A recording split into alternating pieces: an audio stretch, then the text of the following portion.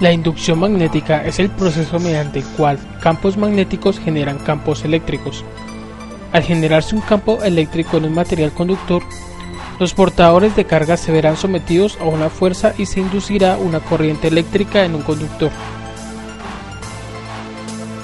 La fuerza electromotriz de una fuente se define como el trabajo realizado por el dispositivo por unidad de carga, por lo que las unidades de fuerza electromotriz son los voltios. Cuando decimos que un campo magnético genera una corriente eléctrica en un conductor, nos referimos a que aparece una fuerza electromotriz llamada fuerza electromotriz inducida o FEM inducida, de modo que las cargas del conductor se mueven generando una corriente inducida.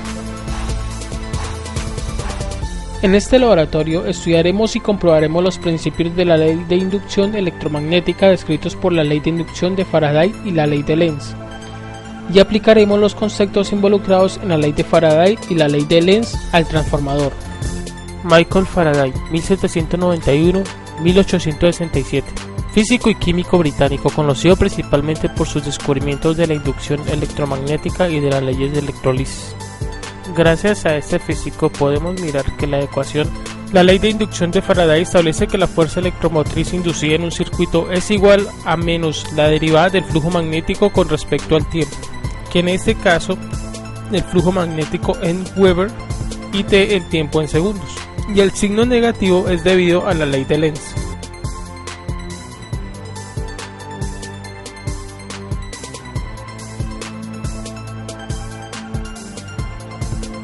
Un galvanómetro de cuadro móvil con 0 en el L centro de la escala. 2 bobinas cilíndricas. 2 barras magnéticas.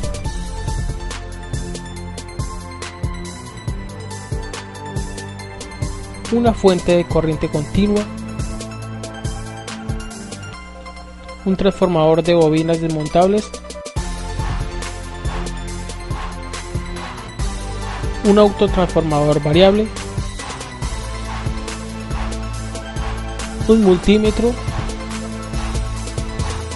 y cables para la conexión.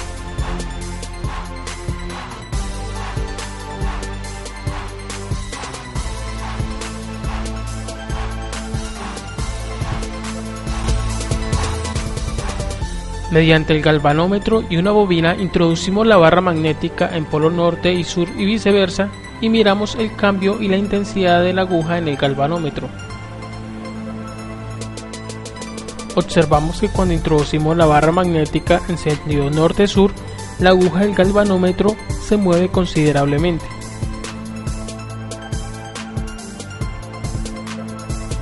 Ahora, cuando introducimos la barra magnética en sentido sur-norte, la aguja del galvanómetro se mueve considerablemente.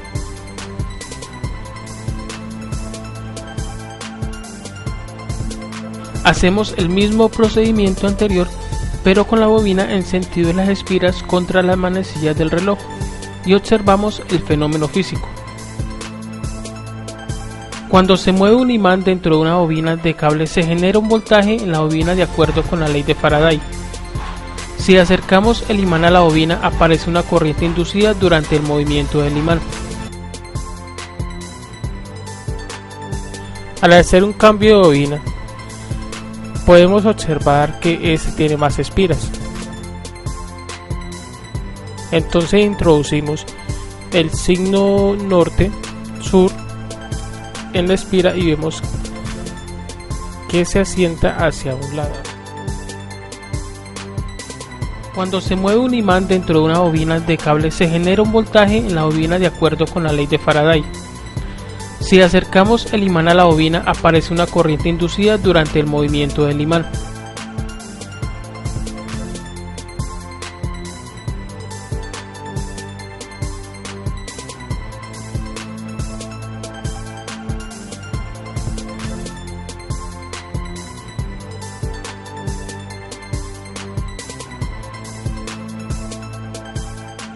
Con la bobina y el imán fijos no hay corriente inducida. El sentido de la corriente inducida en la bobina se invierte si alejamos el imán.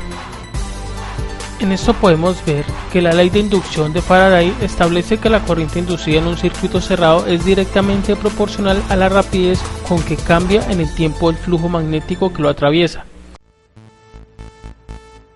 Ahora utilizaremos dos bobinas, una bobina secundaria que le aplicaremos un voltaje determinado y así la introduciremos en la bobina primaria.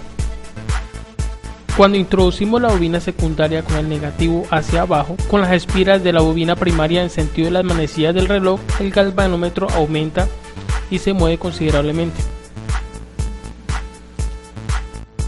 Tenemos que tener cuidado con este experimento, reduciendo al mínimo el tiempo de conexión del circuito para evitar el recalentamiento de la bobina.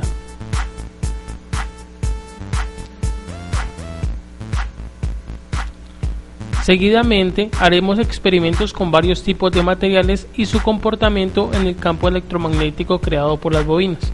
En este caso añadiremos una varilla de hierro, una de cobre y otra de aluminio. Observamos que cuando introducimos la barra de aluminio, el galvanómetro no arroja ningún cambio en la aguja. Además, no sentimos fuerzas de atracción ni de repulsión cuando introducimos esta barra en las bobinas.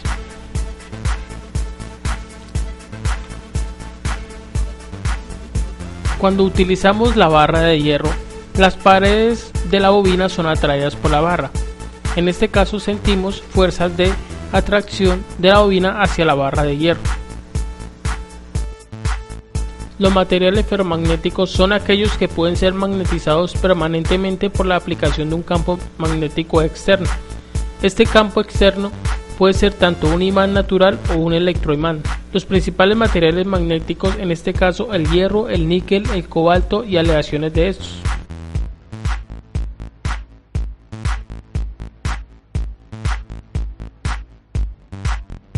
Cuando introducimos la barra de cobre, las paredes de la bobina repelan la barra.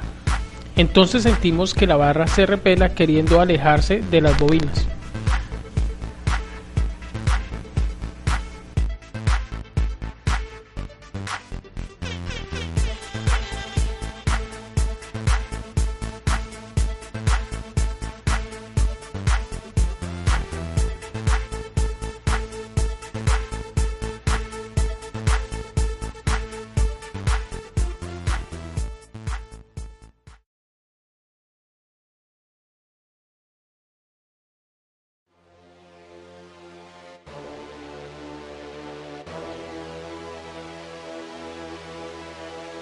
En este caso analizaremos la ley de Lenz con los transformadores.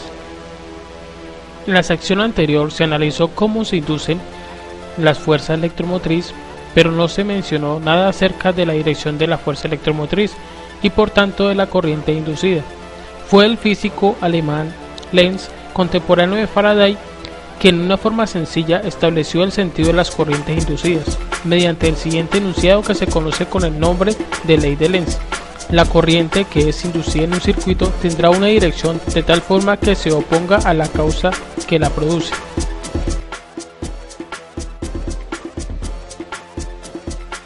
Si enrollamos dos bobinas aisladas alrededor de un trozo de hierro que canalice el flujo magnético, al alimentar la primera con tensión alterna, el flujo magnético variable generado por esta va a inducir un voltaje en la segunda. Ese es el principio del transformador. La relación del voltaje que entra en la primera bobina y la que sale en la segunda está dada por la relación del número de vueltas de alambre de cada bobina. Podemos decir que el voltaje que sale de una hacia la otra depende del número de vueltas que tenga en cada una. Podemos decir que si la bobina primaria tiene 2000 vueltas, la bobina secundaria tiene 1000 vueltas, el voltaje de salida de la segunda va a ser la mitad que la que entra en la primera. En este caso miramos que con la corriente se da la relación inversa. Si el voltaje se transforma a la mitad, la corriente se transforma al doble.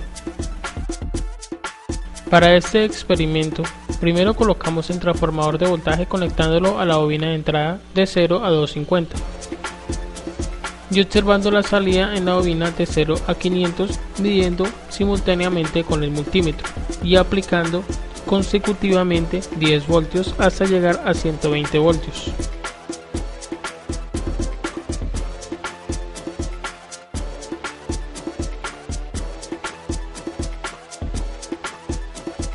En esa parte, cuando aumentábamos el voltaje, oímos un ruido en el transformador que se hacía más fuerte. Asimismo, observamos los datos y decimos que es una etapa de aumento.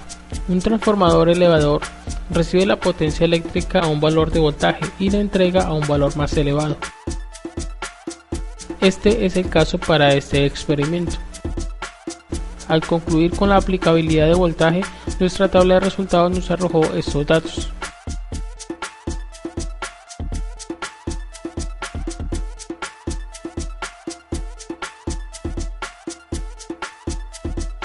Ahora colocamos el transformador de voltaje conectándolo a la bobina de entrada de 0 a 500 y observando la salida en la bobina de 0 a 250.